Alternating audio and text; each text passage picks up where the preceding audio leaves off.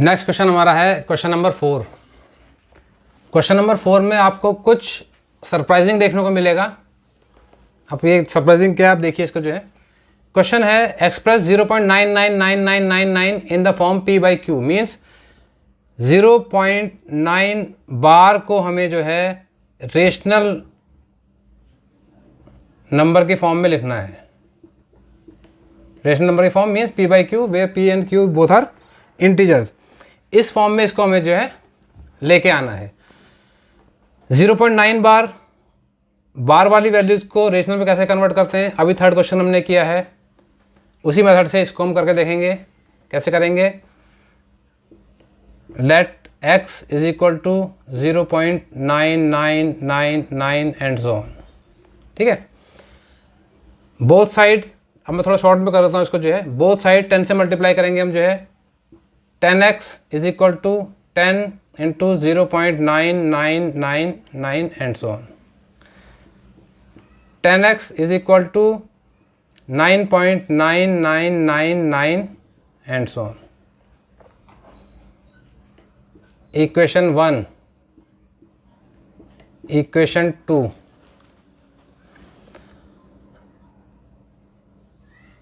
subtracting equation 1 from equation 2। Equation 2 से equation 1 को subtract करना है। अब हमें सब्ट्रैक्ट करने पे क्या आएगा, 10x minus X is equal to 9.9999 minus 0.9999। 10x minus X 9x is equal to 9 point, अब इसको माइनस कर लेते हैं 9 पॉइंट, ये पूरा वैल्यू यहाँ से माइनस हो जाएगी तो 9.0, या हम बोल सकते हैं 9 बोल सकते हैं इसको जो है। x is equal to 9/9 is equal to 1/1। Rational form में क्या आ गया, x की वैल्यू 1/1, या हम कह सकते हैं 1 किसकी वैल्यू आई है, x की वैल्यू जो है हमारी, या 0.9 बार की वैल्यू आई है हमारी 1। अब इसमें एक चीज़ आपको सरप्राइजिंग दिख रही होगी, x is equal to 0.9999, x is equal to 1। हमारा क्या आंसर निकला है, x इज इक्वल टू 1, और क्वेश्चन में क्या था, x is equal to 0.99999 and so on. ये चीज़ आपके लिए सरप्राइजिंग होगी कि x की दो वैल्यूज़, 1 इधर 0.9999। ये सरप्राइजिंग चीज़ नहीं है, क्योंकि ये 1 जो है ये x की अप्रॉक्सीमेट वैल्यू है। ये x की वैल्यू 1 ही आएगी। मैं आपको एक और मेथड से इसको करके दिखाता हूँ। सपोज करो एक वैल्यू हम लेते हैं 1/3। 1/3 को हम कैसे एक्सपेंड कर सकते हैं, इसको, इसका डेसिमल एक्सपेंशन कैसा आएगा 1/3 का, वो हम चेक करते हैं एक बार जो है। 1 3 3, ये आगे 0, यहाँ 0 पॉइंट लग गया, 3 3 जा 9 1 0, 3 3 जा 9 1 0, 3 3 जा 9 1 0, 3 3 जा 9। क्या आ रहा है, 1/3 की जो वैल्यू आ रही है वो आ रही है 0.3333333। ठीक है, अगर मैं ऐसा करूं कि इस इक्वेशन पे दोनों तरफ मैं जो है इनको 3 से मल्टीप्लाई कर दूं, ठीक है, दोनों तरफ 3 से मल्टीप्लाई कर रहा हूं मैं इस इक्वेशन को, तो यहाँ 1/3 है तो 3 into 1/3 is equal to 3 into 0.33333। ठीक है, अब यहाँ पे देखो क्या मिलेगा आपको, 3 से 3 कैंसिल हो जाएगा, ये हमको मिला 1 इज इक्वल टू, अब 3 यहाँ मल्टीप्लाई करेंगे तो वैल्यू क्या आएगी 0.999999 एंड सो ऑन। ये आपको क्या दिखा यहाँ पे, 1 इज इक्वल टू 0.99999। तो 0.9 बार की जो अप्रॉक्सीमेट वैल्यू है वो 1 ही है, इसलिए कभी भी इस तरह से हम इस तरह क्वेश्चन को सॉल्व करेंगे तो हमारा आंसर 1 ही आएगा, या 1/1 लिख लो उसको, रेशनल फॉर्म में लिख लो 1/1 करके, या फिर उसे केवल 1 लिखा जा सकता है।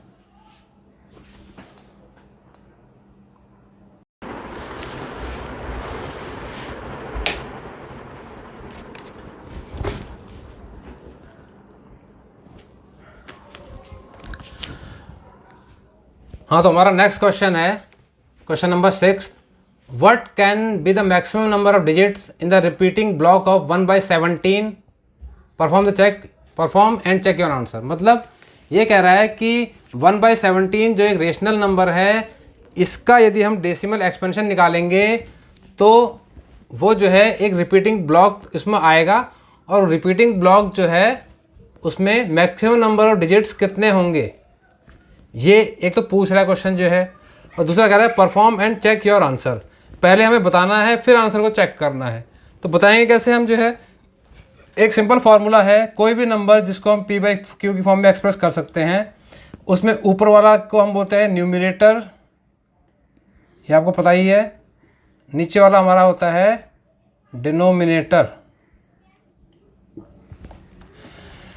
डिनोमिनेटर की जो वैल्यू होती है, जितनी भी डिनोमिनेटर की वैल्यू होती है, यदि डिनोमिनेटर की वैल्यू सपोज करो इस केस में हमारी जो है 1/17, डिनोमिनेटर हमारा जो है जो भी होगा 1/n, n डिनोमिनेटर कुछ भी हो सकता है, n वैल्यू जो है हमारी जो है, तो जो भी डिनोमिनेटर होगा, मैक्सिमम नंबर जो होंगे रिपीटिंग ब्लॉक के अंदर जो रिपीट होंगे, वो मैक्सिमम नंबर कितने होंगे, वो नंबर होंगे n-1।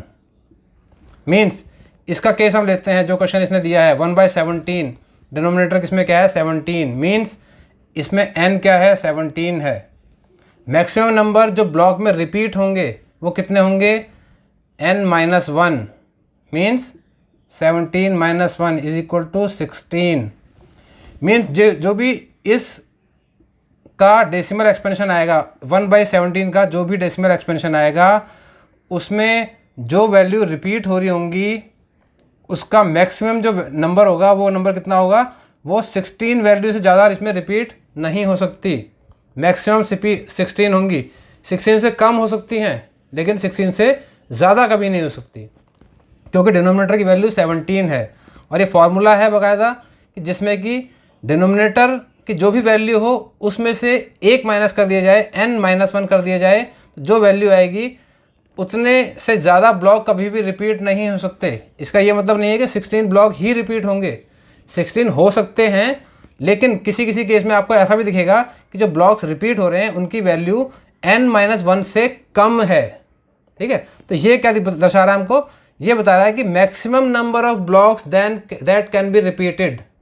Maximum number of block, maximum इतने हो सकते हैं, लेकिन इससे किसी किसी केस में कम भी हो सकते हैं, लेकिन इससे ज़्यादा कभी नहीं हो सकते। तो पहले क्वेश्चन का जो फर्स्ट पार्ट का आंसर है, वो आंसर हमारा क्या आएगा, 1/17 है, तो 17 - 1 = 16 डिजिट्स जो होंगे हमारे मैक्सिमम रिपीट हो पाएंगे, इससे ज़्यादा डिजिट जो है रिपीट नहीं हो सकते। सेकंड पार्ट है perform and check your answer. अब इसको हम परफॉर्म करके इसका जो है आंसर को हमें चेक करना है केवल। ये डिवीजन मेथड से मैंने इसको कैलकुलेट कर रखा है पूरा जो है। तो इसमें 1/17 की जो वैल्यू आ रही है वो आ रही है 0.058823529411764770। ये वैल्यू जो है, ये वैल्यू नॉन टर्मिनेटिंग रिपीटिंग या नॉन टर्मिनेटिंग रिकरिंग नेचर की है। इसका डेसिमल एक्सपेंशन जो है नॉन टर्मिनेटिंग रिकरिंग है। इसमें मैक्सिमम नंबर जो डिजिट हमारे रिपीट हो रहे हैं उनकी संख्या कितनी है, उनकी संख्या है 17 - 1 16।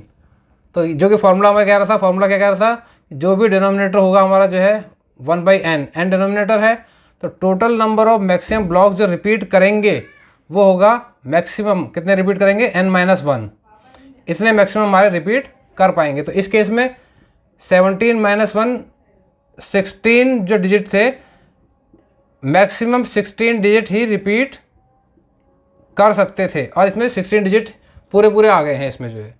किसी किसी केस में आपको जो है जो वैल्यू आएगी उससे कम डिजिट भी मिलेंगे, ऐसा नहीं है ये इतने ही हमेशा मिलेंगे, जितना ये फार्मूला दे देगा उतने ही हमेशा आएंगे, ऐसा नहीं है। ये फार्मूला हमें बताता है कि मैक्सिमम कितने आ सकते हैं, उससे ऊपर नहीं आएंगे एक भी, उससे कम ही आ सकते हैं या उतने आ सकते हैं। इस केस में हमको जो डिजिट मिले हैं, कितने मिले हैं जो रिपीट होते हुए, 0.1, ये 0.0 है ना, 0 वाला 1 हो गया, 5 वाला 2, 3, 4, 5, 6, 7, 8, 9, 10, 11, 12, 13, 14, 15, 16, 17, 16 यहाँ तक के डिजिट हमारे जो है रिपीट हो रहे हैं। उसके बाद इससे आगे वाली वैल्यू क्या आई है हमारी, 0588, 0588। तो ये ब्लॉक यहाँ पे जो है ये दोबारा रिपीट होना शुरू हो चुका है अब जो है।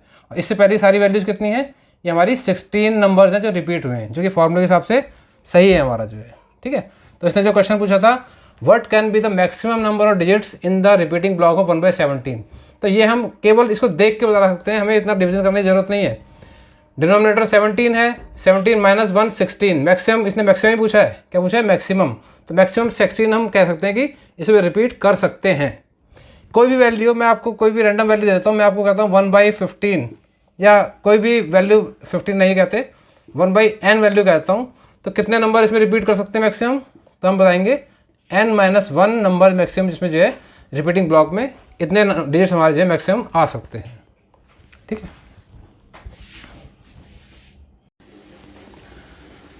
हाँ, तो हमारा अगला क्वेश्चन है क्वेश्चन नंबर 6, एक्सरसाइज 1.3 एग्जाम्पल्स। इसमें हमें क्या करना है, इसमें एग्जाम्पल्स हमें राइट करने हैं रेशनल नंबर्स के, examples of rational numbers with no common factor other than 1, जिनमें कि रेशनल नंबर हो, वो मीन्स p/q के फॉर्म में हो, जिसमें p और q का जो कॉमन फैक्टर है वो कोई भी एक हो सकता है, उसके अलावा इनका आपस में कोई कॉमन फैक्टर नहीं होना चाहिए। ऐसी वैल्यूज हमें लिखनी है जिनका कि कॉमन फैक्टर 1 केवल हो। ठीक है, 1 मीन्स 1, 2 या 3 और भी कोई कॉमन फैक्टर इनके नहीं होने चाहिए, केवल 1 ही इसका एक कॉमन फैक्टर होना चाहिए।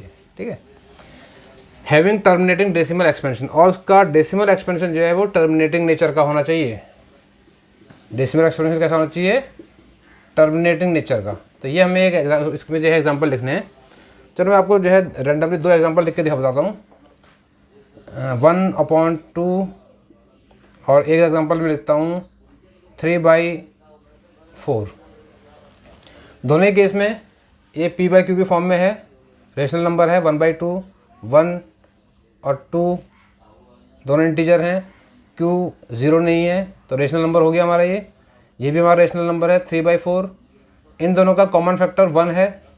ठीक है, और कोई कॉमन फैक्टर इनमें नहीं है, इन दोनों में भी कोई कॉमन फैक्टर नहीं है। तो 2 एग्जांपल हो गए। अब इसने क्या बोला है एग्जांपल किस चीज़ की, रेशनल नंबर तो ये हैं with no common factor other than 1, इन दोनों में कॉमन फैक्टर भी 1 के अलावा कोई नहीं है। हैविंग टर्मिनेटिंग डेसिमल एक्सपेंशन, इनका डेसिमल एक्सपेंशन टर्मिनेटिंग होना चाहिए। अब ये हम कैसे डिसाइड करेंगे इनका जो डेसिमल एक्सपेंशन है वो टर्मिनेटिंग है, ये कैसे डिसाइड करेंगे हम इसको जो है। तो इसकी एक सिंपल ट्रिक है इसकी जो है, कैसे हम इसे डिसाइड हमें करेंगे कि अगर कोई भी रेशनल नंबर, इसको मैं मिटाता हूँ एक बार जो है, ये मैं साइड में लिख देता हूँ।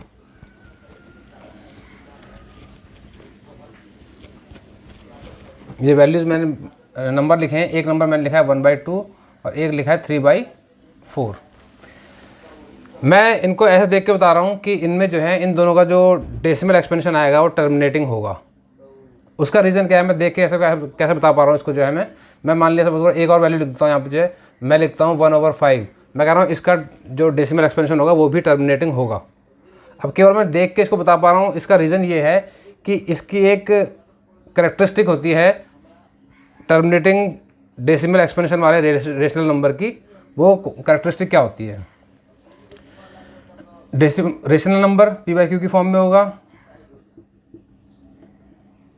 न्यूमरेटर और नीचे वाला हमारा डिनोमिनेटर। अगर किसी भी रेशनल नंबर का जो डिनोमिनेटर है, q वाला पार्ट, डिनोमिनेटर जो है, ये जो है यदि इस डिनोमिनेटर के फैक्टर 2 हो, या तो डिनोमिनेटर का फैक्टर या तो केवल 2 हो। ठीक है, 2 या ये 2 स्क्वायर हो सकता है, ये जो है 2 क्यूब हो सकता है, 2 की पावर 4 हो सकता है, 2 की पावर n। डिनोमिनेटर का जो और प्राइम फैक्टराइजेशन इसका करेंगे हम जो है, तो इसका फैक्टर यदि केवल 2 इसका जो है फैक्टर निकलता है, 2, 2 की पावर 2, इसका 2 की पावर n तक कोई भी निकलता है, या फिर इसके फैक्टराइजेशन में जो इसका जो फैक्टर निकलता है वो निकलता है 5, 5 की पावर 2, 5 की पावर 3 एंड सो ऑन 5 की पावर n, या इसका फैक्टर जो है हमारा प्राइम फैक्टराइजेशन में 5 निकलता है, या फिर 2 एंड 5 ये दोनों ही निकलते हैं, तो सभी केसेस में हमारा जो नंबर होगा रेशनल नंबर वो टर्मिनेटिंग डेसिमल वाला होगा। एग्जांपल देखते हैं इसका जो है, ये 3 मैंने क्वेश्चन लिखे हैं, 3 यहाँ रेशनल नंबर लिखे हैं। 1/2 डिनोमिनेटर क्या है, 2 है, 2 फैक्टराइजेशन करेंगे तो 2 ही आएगा इसमें जो है। इसका हम एक्सपेंशन देखते हैं 1/2 का कैसा आएगा, टर्म इसका डेसिमल एक्सपेंशन 0.25 × 10। डिवीज़न कंप्लीट हो गया, वैल्यू कंप्लीट हो गई 0.5। 3/4 का देखते हैं, 3/4 का देखते हैं 4, 0.4 7 जा 28, 20, 4 5 जा 20, 00। डिवीज़न कंप्लीट हो गया 0.75 डेसिमल एक्सपेंशन टर्मिनेटिंग। 1/5 का देखते हैं 0.52 जा 10, डिवीज़न कंप्लीट, आंसर 0.2। सारे जो हैं हमारे टर्मिनेटिंग डेसिमल आए हैं। एक्सपेंशन का कैसा आया है, टर्मिनेटिंग डेसिमल, क्योंकि रीज़न क्या था, मैंने आपको एक कंडीशन बताई, इस कंडीशन के हिसाब से यदि किसी भी रेशनल नंबर का डिनोमिनेटर जो है वो 2 का फैक्टर है, या फिर हम कह सकते हैं कि उसका प्राइम फैक्टराइजेशन में उसका प्राइम फैक्टर जो है यदि 2 है, और यदि उसका प्राइम फैक्टराइजेशन में प्राइम फैक्टर उसका 5 है, और यदि उसके प्राइम फैक्टराइजेशन में उसका जो प्राइम फैक्टर है वो 2 एंड 5 का दोनों है, दोनों इसके अंदर हैं, ठीक है। सपोज करो जैसे कि एक एग्जांपल लेते हैं हम 1/10, इसका प्राइम फैक्टराइजेशन करेंगे तो हमारा क्या आएगा, 10 का प्राइम फैक्टराइजेशन में हमारा 2 5 जा 10, 5 1 जा 5, 2 एंड 5, तो इसका 10 को हम कैसे लिख सकते हैं, 10 को लिख सकते हैं 2 × 5, तो इसके फैक्टराइजेशन में प्राइम फैक्टर इसका क्या क्या है, 2 भी है और 5 भी है, ये भी एक टर्मिनेटिंग डेसिमल होगा 1/10। इसको भी डिवीजन करके देख लेते हैं हम जो है 1/10 को।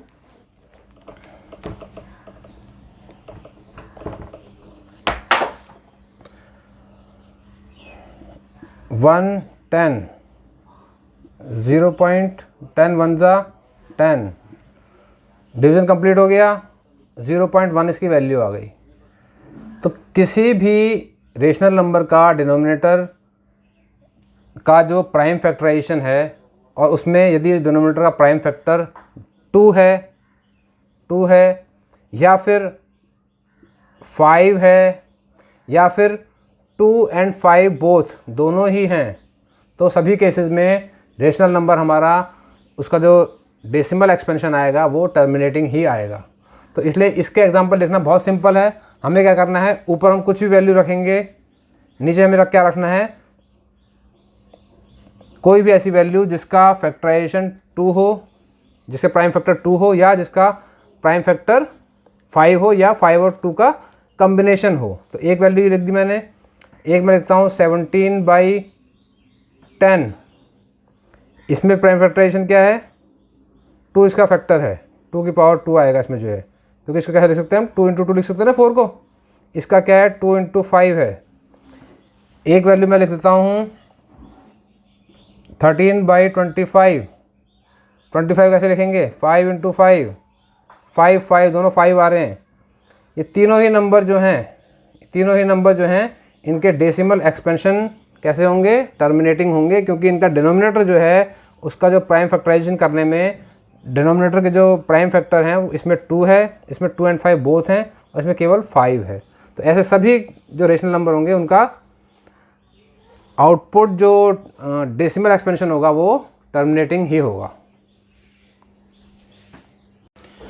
हाँ, हमारा नेक्स्ट क्वेश्चन है question number 7, write 3 numbers whose decimal expansion are non terminating non recurring.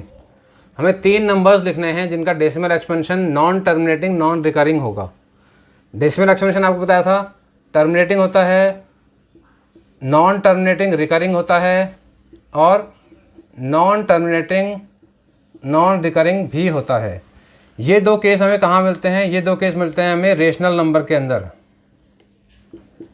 Terminating हमारा जो डेसिमल एक्सपेंशन होता है या फिर non terminating recurring decimal expansion होता है, ये दोनों ही तरह के नंबर हमारे रेशनल नंबर्स होते हैं, जिनको हम p/q की फॉर्म में लिखते हैं, और p और q दोनों इसमें इंटीजर्स होते हैं।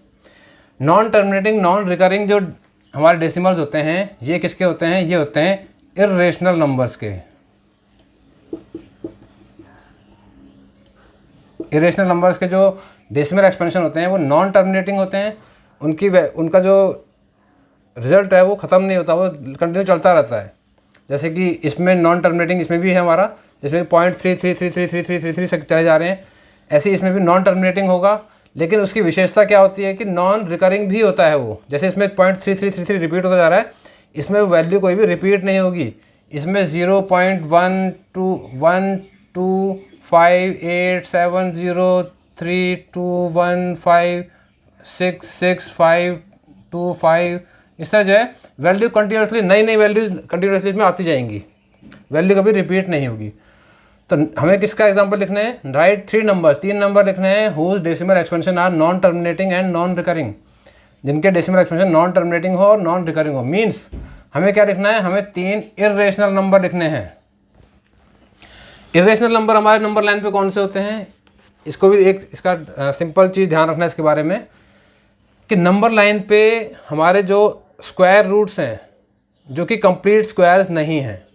स्क्वायर रूट हमारा क्या हो सकता है? 25 भी स्क्वायर रूट हो सकता है, लेकिन ये कंप्लीट स्क्वायर है, इसकी वैल्यू क्या आती है? 5 आती है। जो भी स्क्वायर रूट जो कि कंप्लीट स्क्वायर नहीं है, 2, √2, √3 ये भी कंप्लीट स्क्वायर नहीं है, √5 कंप्लीट स्क्वायर नहीं है, √7 कंप्लीट स्क्वायर नहीं है, √9 की बात हम नहीं करेंगे, √9 क्या है? कंप्लीट स्क्वायर है। ठीक है, तो कंप्लीट स्क्वायर्स को यदि हटा दिया जाए तो बाकी जितने भी स्क्वायर रूट हमारे नंबर लाइन पे आ सकते हैं उन सभी को हम कहते हैं इर्रेशनल नंबर। मीन्स इनका जो डेसिमल एक्सपेंशन आएगा वो होगा नॉन टर्मिनेटिंग, ठीक है, और non recurring, non terminating non recurring.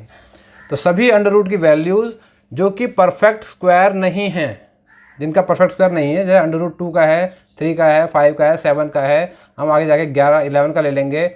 यह हमारी एक वैल्यू होती है पाई, जो कि मैथमेटिक्स में बहुत यूज़ की जाती है। तो ये पाई जो होता है ये भी हमारा एक इरेशनल नंबर है। ठीक है, तो ये इसका एग्जांपल जो है, इसमें से कोई सा हम ले सकते हैं, कोई भी ऐसा स्क्वायर रूट जो कि परफेक्ट स्क्वायर नहीं है। ठीक है,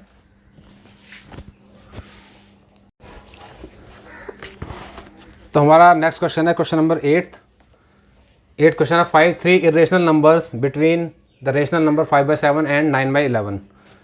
5/7 और 9/11 के बीच हमें जो है 3 इरेशनल नंबर फाइंड आउट करने हैं। इसके लिए हमें सिंपली करना क्या पड़ेगा? पहले इनका जो है ना डेसिमल एक्सपेंशन हमें निकालना पड़ेगा, डेसिमल फॉर्म में किस तरह के नंबर हैं। तो 5/7 को हम पहले कर लेते हैं।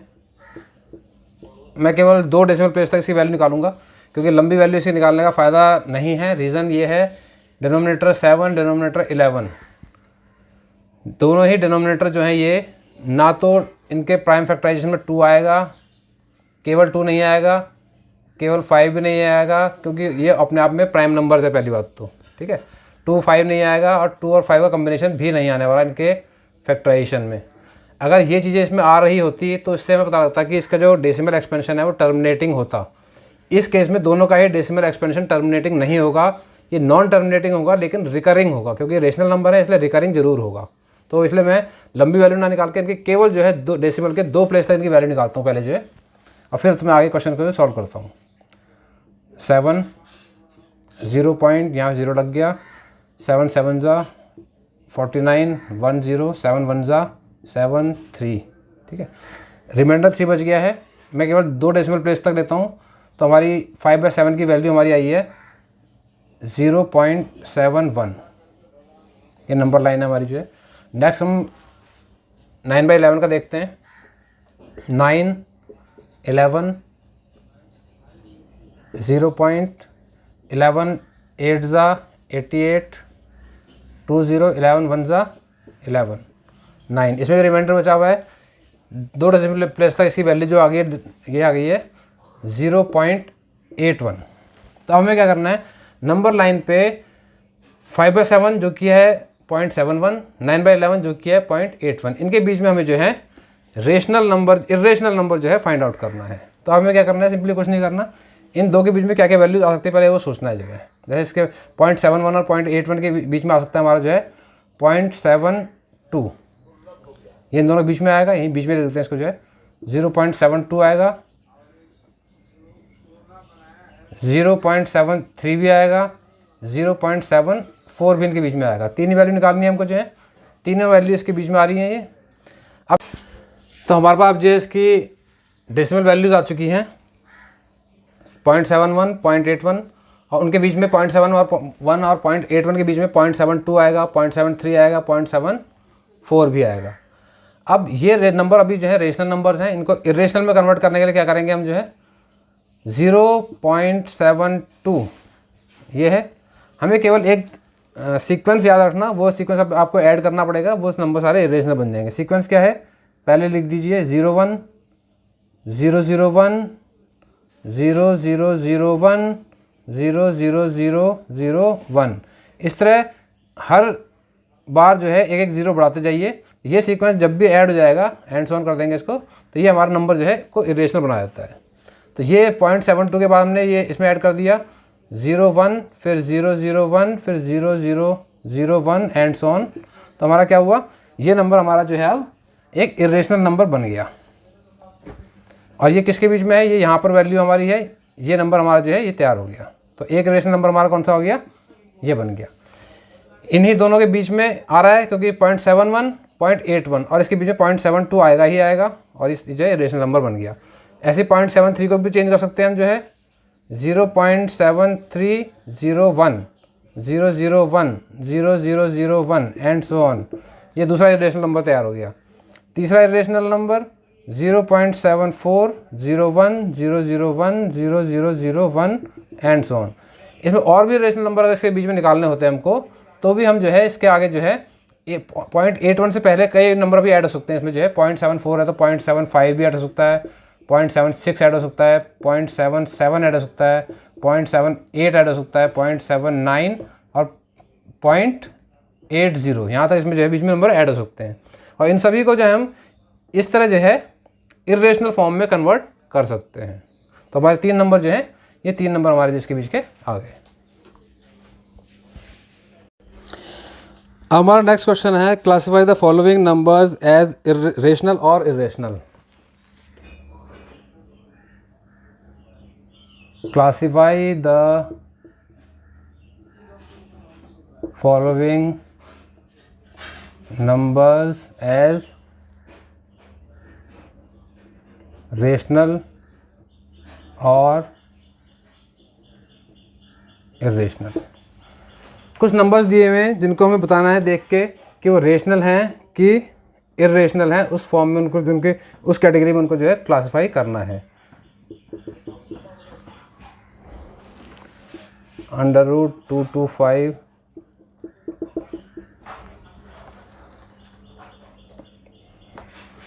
0.3796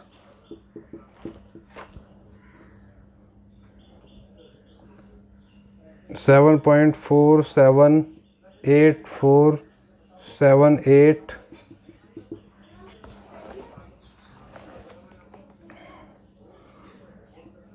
फिफ्थ है 1.101001 0001 00001 एंड सो।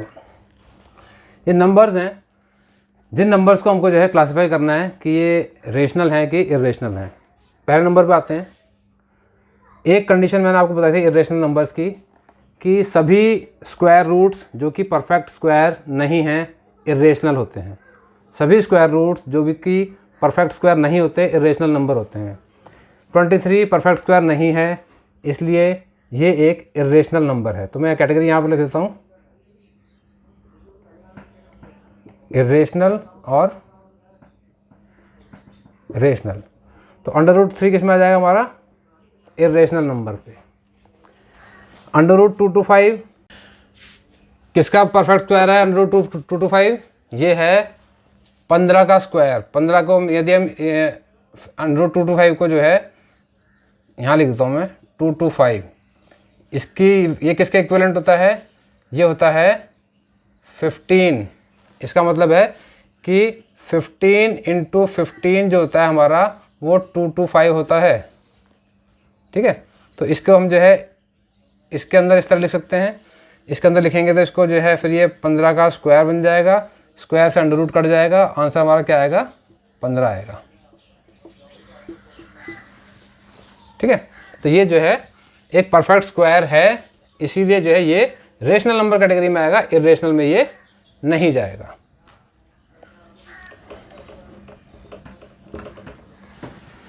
तीसरी वैल्यू हमारी है 0.3796।